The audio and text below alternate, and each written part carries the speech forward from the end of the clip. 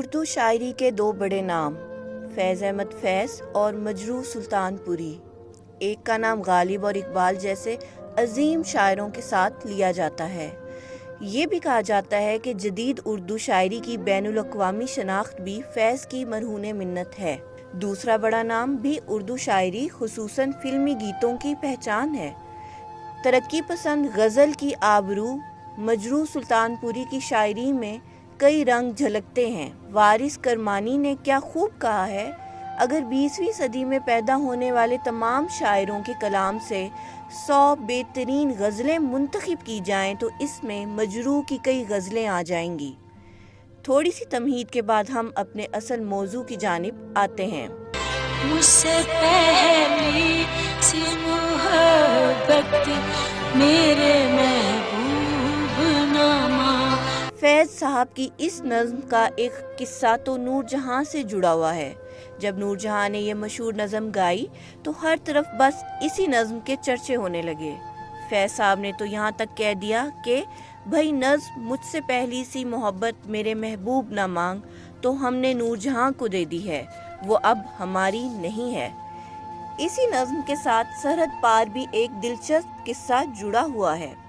کہانی کچھ یوں ہے کہ 1969 میں معروف ڈائریکٹر راج کھوسلا ایک فلم بنا رہے تھے، چراغ۔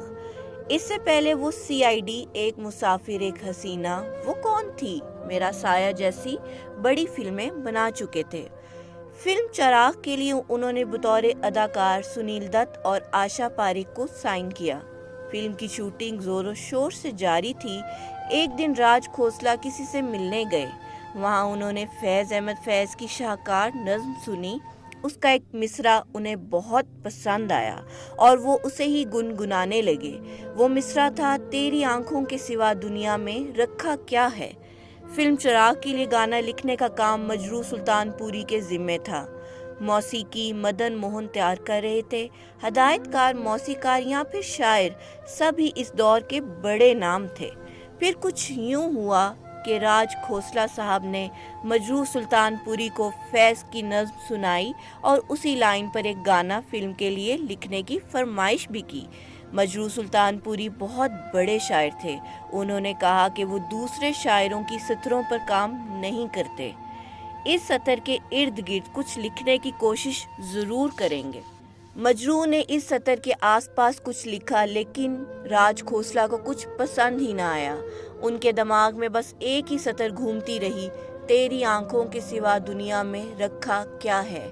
یہ بھی کہا جاتا ہے کہ اس مصرعے کو سننے کے بعد راج کھوسلا کو اپنی محبوبہ کی آنکھیں یاد آ گئی تھیں، اسی وجہ سے ان کا دماغ اور کچھ قبول کرنے کے لیے تیار نہ تھا۔